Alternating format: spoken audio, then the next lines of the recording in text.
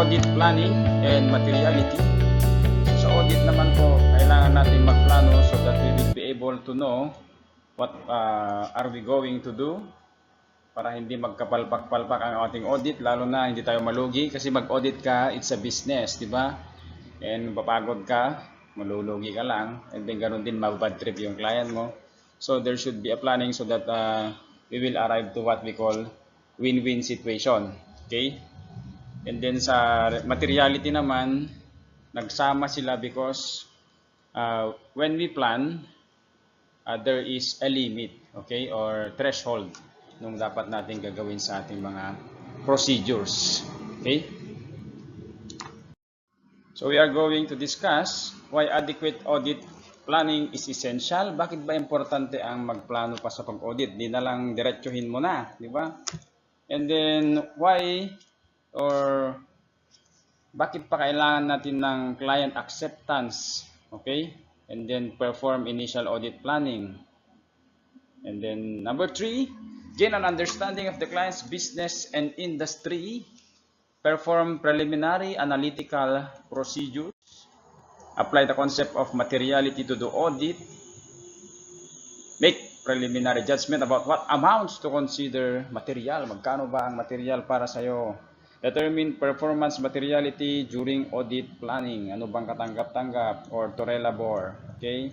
Use materiality to evaluate audit findings. So, ang materiality lagi mong kasama mula sa simula ng iyong audit hanggang sa reporting. Yes, we begin. Bakit ba kailangan ng planning or why audit planning is essential? There are 3 main reasons.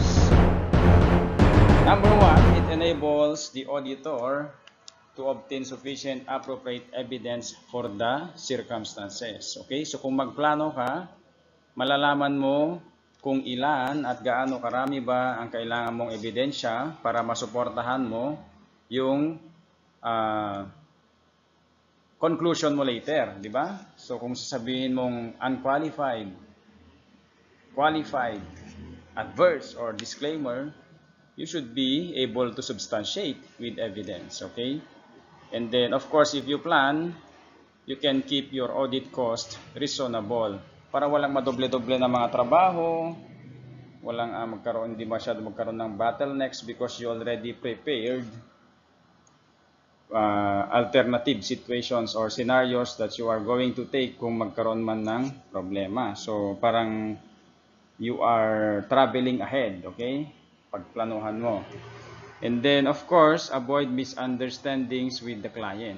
So, kung hindi na plano, pwede kayong magkaroon ng hindi pagkaintindihan later. Kasi yung audit plan class, ipakita mo rin yan sa client mo. Okay? So, mag-sign din siya dyan, mag-sign kayo so that lahat ng gagawin mong proseso, alam din niya. At kung makalimutan man niya, ipakita mo lang yung audit plan. Okay? So much of the early planning of audits deals with obtaining information to help auditors assess the following risk. So may tatlong risk sa early planning. So consider mo ang acceptable audit risk. Ano ba itong audit risk? Yung audit risk class is yung chance na magkakamali ka sa iyong ibibigay na audit report or audit opinion. So, kumbaga, sasabihin mong yung financial statements are not materially misstated, yun naman pala, materially misstated.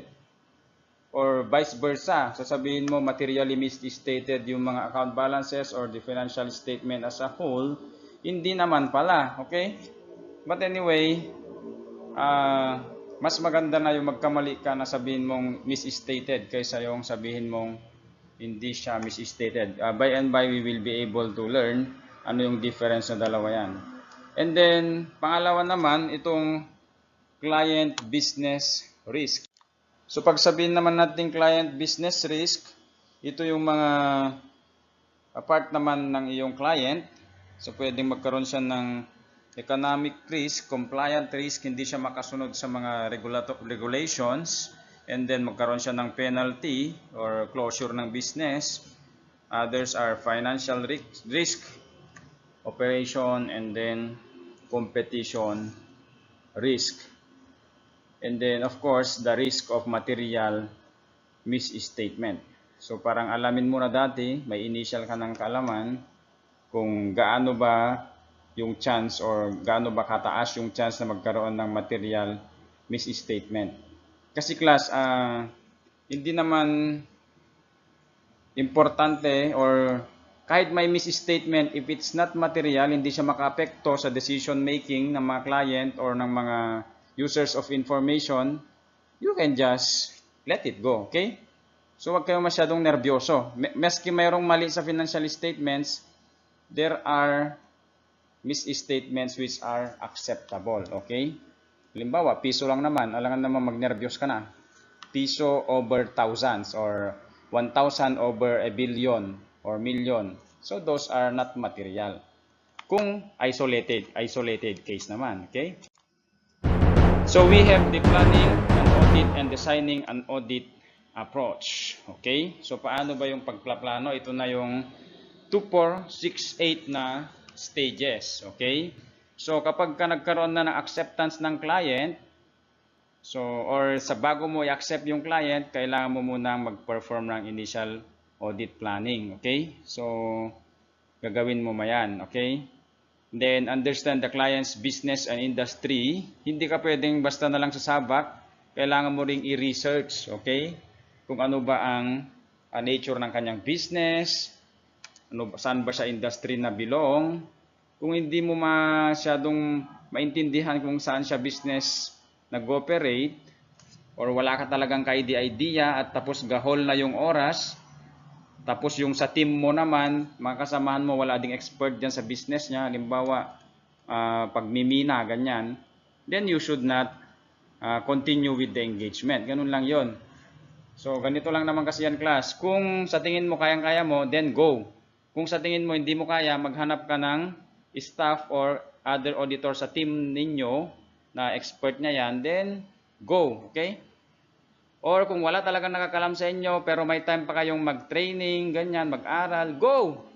Kung wala talaga kayong magagawa, gahol na lahat ng oras, do not go. Ganun lang yon. Marami pang client sa buong mundo. Next. And then, perform preliminary analytical. Itong analytical procedures class naman ay, titingin ka ng trends. Okay? So kung yung sales nila ng 5 years ay pataas, parang i-establish mo rin ngayon. Ngayong taon ba tumaas din kaya o hindi? Okay? Most likely tataas yan. Kung bumaba, then you must be warned or kailangan pag-isipan mo bakit. Or you check their financial ratios. Kung available, kung ilang years na siya nag-operate, tingnan mo. Okay? Kung sobrang pabago-bago, at ganun naman talaga ang nature ng business, then it's okay. Pero kung stable lang siya, halimbawa, 3 years, 5 years, stable, tapos dun sa time na i-audit mo, biglang bumaba or tumaas, then those are analytical procedures. Be warned, okay? Or mag-ready ka pag ganyan. So there are kasi may plausible relationships. Merong mga auditors na pagkatingin pa lang niya sa FS, especially kung comparative, medyo na yan, mayroon na siyang idea kung paano yung approach niya sa kumpanya na yan. Or pagkatingin niya pa lang dun sa manager or may-ari, yes, there are plausible relationships. Kaya nga minsan tinitignan din nila yung Facebook ng CEO, paano ba yung lifestyle, so ganyan-ganyan, okay? But usually, initial pa lang naman ito, okay?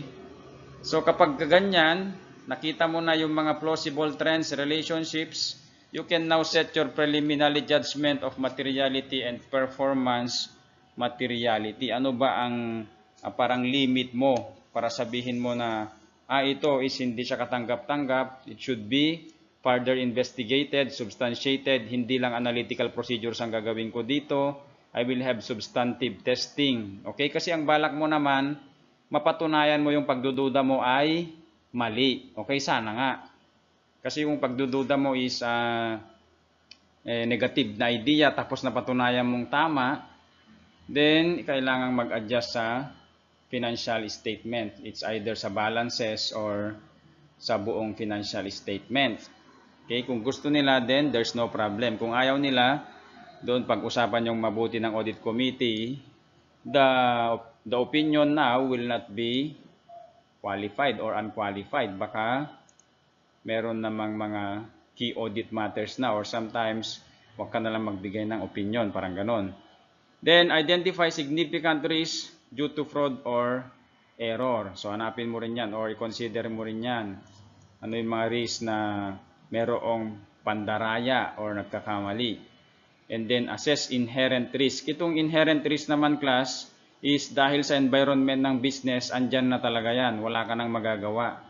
Okay? Sa mga nagnenegosyo ng mga biological asset, inherently, yung risk na dyan is yung mamamatay yung mga alaga or mga biological assets. Ganyan. Kung may nagkaroon ng widespread na yung diseases, ganon, inherent risk. Or sometimes may mga items talaga na prone sa pagnanakaw. So that is inherent. Halimbawa, puro gold ang kanyang business.